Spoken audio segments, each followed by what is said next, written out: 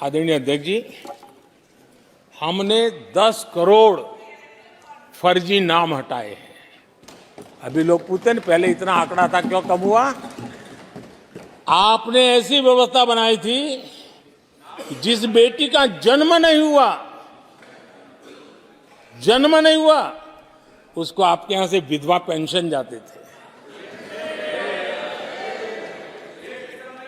और ऐसे सरकारी योजनाओं को मारने के जो रास्ते थे ना, 10 करोड़ फर्जी नाम बंद किए।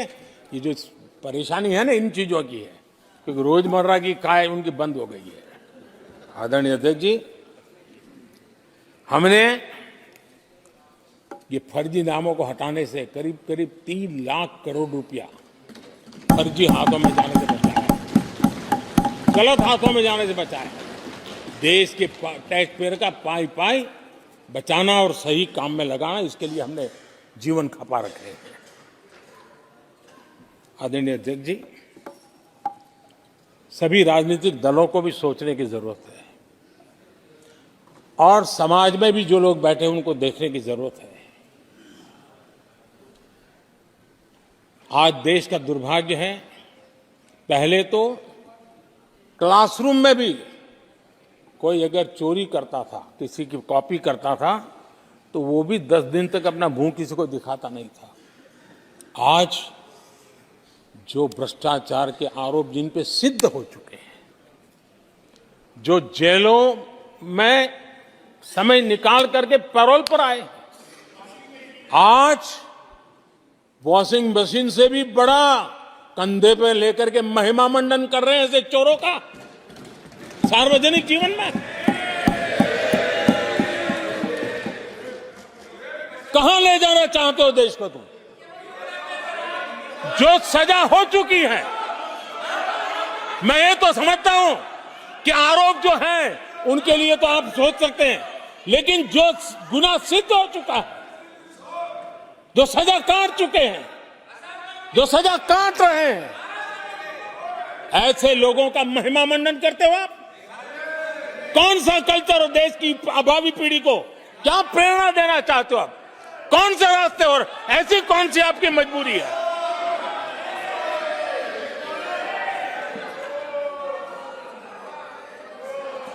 और ऐसे लोगों का महिमा मंडन किया जा रहा है, उनको महान बताया जा रहा है। जहां संविधान का राज है, जहां लोकतंत्र है, माननीय अध्यक्ष जी, ऐसी बातें लंबी नहीं चल सकती हैं। ये लोग लिख करके रखें कि ये जो महिमा मंडन का काम चल रहा है उनका, वो अपने ही खात्मे की चिट्ठी पे सिग्नेचर कर रहे हैं लोग।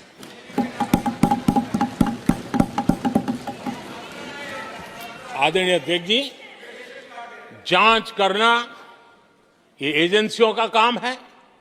एजेंसियां स्वतंत्र होती हैं और संविधान ने उनको स्वतंत्र रखा हुआ है, और जज करने का काम न्यायाधीश का है। जज करने का काम न्यायाधीश का है और वो अपना काम कर रहे हैं। और अध्यक्ष जी, मैं इस पवित्र सदन में फिर से दोहराना चाहूंगा, जिसको जितना जुल्म मुझ पर करना है कर ले, मेरी भ्रष्टाचार के खिलाफ लड़ाई चलती रहेगी।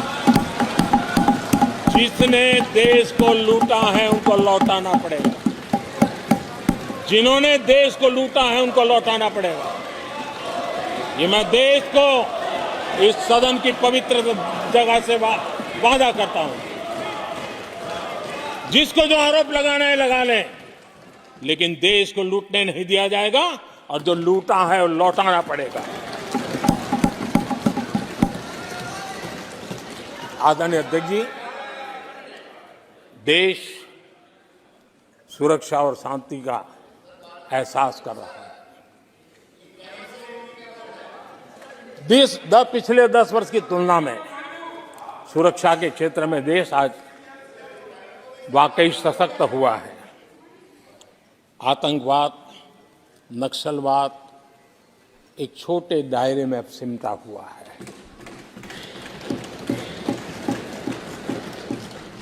लेकिन भारत की जो टेररिज्म के प्रति जीरो टॉलरेंस नीति है।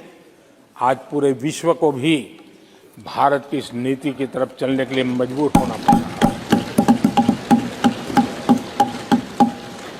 भारत की सेनाएं सीमाओं से लेकर के समंदर तक अपने सामर्थ्य को लेकर के आज भी उनकी ताकत है। हमें हमारी सेना के पराक्रम पर गर्व होना चाहिए।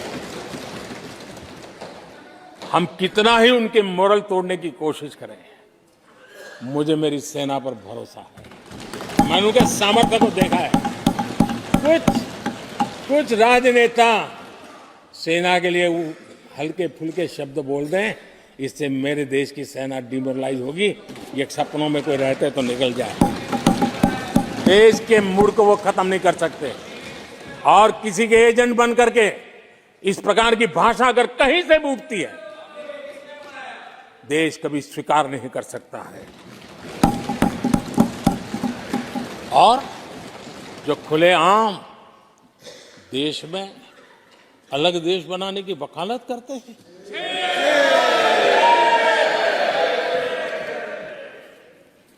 जोड़ने की बातें छोड़ो, तोड़ने की कोशिश करिए। अरे आपके अंदर क्या पड़ा हुआ है? क्या इतने टुकड़े करके अभी भी आपके मन को समाधान नहीं हुआ है? देश के इतने टुकड़े कर चुके हो आप, और टुकड़े करना चाहते हो? कब तक करते रहोगे? आदरणीय अध्यक्ष जी, इसी सदन में अगर कश्मीर की बात होती थी तो हमेशा चिंता का स्वर निकलता था, छिटाकशी होती थी, आरोप प्रत्यारोप होते थे। आज जम्मू कश्मीर में अभूतपूर्व विकास की चर्चा हो रही है और गर्व के साथ हो रही है। पर्यटन लगातार बढ़ रहा है। G20 समिट होती है वहां, पूरा विश्व आज उसकी सराहना करता है। आर्टिकल 370 को लेकर के कैसा हुआ बना के रखा था। कश्मीर के लोगों ने जिस प्रकार से उसको गले लगाया है, कश्मीरी जनता ने जिस प्रकार से गले लगाया है, और आखिर के ये समस्या किसकी देन थी? किसने देश के माथे पर मारा था? किसने भारत के संविधान के अंदर इस प्रकार की दरार करके रखी हुई थी? आदरणीय अध्यक्ष जी, अगर नेहरू जी का नाम लेते हैं तो उनको बुरा लगता है, लेकिन कश्मीर को जो समस्याएं झेलनी पड़ी उसके मूल में उनकी ये सोच थी, और उसी का परिणाम है देश को भुगतना पड़ा। जम्मू कश्मीर के लोगों को, देश के लोगों को नेहरू जी की गलतियों का बहुत बड़ी कीमत चुकानी पड़ी है। आदरणीय अध्यक्ष जी, वो भले गलतियां करके गए, लेकिन हम मुसीबतें झेल करके भी गलतियों सुधारने के लिए हमारी कोशिश जारी रखेंगे। हम रुकने वाले नहीं हैं। हम देश के लिए काम करने के लिए निकले हुए लोग हैं। हमारे लिए नेशन फर्स्ट है। आदरणीय अध्यक्ष जी, मैं सभी राजनीतिक दलों के नेताओं से आग्रह करूंगा, सभी माननीय सदस्यों से आग्रह करूंगा, भारत के जीवन में एक बहुत बड़ा अवसर आया है। वैश्विक परिवेश में भारत के लिए बड़ा अवसर आया है। एक नए आत्मविश्वास के साथ आगे बढ़ने का अवसर आया है। राजनीति अपनी जगह पे होती है, आरोप प्रत्यारोप अपनी जगह पर होता है, लेकिन देश से बढ़कर कुछ नहीं होता है। और इसलिए आइए मैं निमंत्रण देता हूं आपको, कंधे से कंधा मिलाकर के हम देश के निर्माण के लिए आगे बढ़े। राजनीति में किसी भी जगह पर रहते हुए भी राष्ट्र निर्माण में आगे बढ़ने में कोई रुकावट नहीं आती। अब इस राह को मत छोड़िए। मैं आपका साथ मांग रहा हूं, मां भारती के कल्याण के लिए साथ मांग रहा हूं। मैं विश्व के अंदर जो अवसर आया है, उस अवसर को बुलाने के लिए आपका साथ मांगता हूं। मैं आपका सहयोग चाहता हूं 140 करोड़ देशवासियों की जिंदगी को और समृद्ध बनाने के लिए और सुखी बनाने के लिए। लेकिन अगर आप साथ नहीं दे सकते हैं, और अगर आपका हाथ ईंटें फेंकने पर ही तुला हुआ है, तो आप लिख करके रखिए, आपकी हर ईंट को मैं विकसित भारत की नींव मजबूत करने के लिए लगा हूं। आपके हर पत्थर को मैं विकसित भारत के जो सपनों को लेकर के हम चले उसकी नींव मजबूत करने के लिए मैं लगाऊंगा और देश को हम उस समृद्धि की ओर लेके जाएंगे। जितने पत्थर उछाल लीजिए, आपका हर पत्थर भारत के समृद्ध, भारत के विकसित भारत के सपने को समृद्ध बनाने के लिए हर पत्थर को मैं काम में ले लूंगा। ये भी मैं आपको विश्वास दिलाता हूं। आदरणीय अध्यक्ष जी, मैं जानता हूं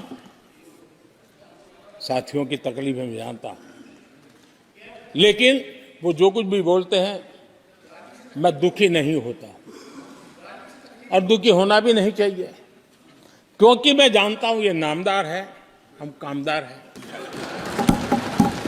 और हम कामदारों को तो नामदारों से सुनना ही पड़ता है। जी तो नामदार कुछ भी कहते रहें, कुछ भी कहने का उनको तो जन्मजात अधिकार मिले हुए हैं और हम कामदारों को सुनना होता है। हम सुनते भी रहेंगे और देश को सहजते भी रहेंगे, देश को आगे बढ़ाते रहेंगे।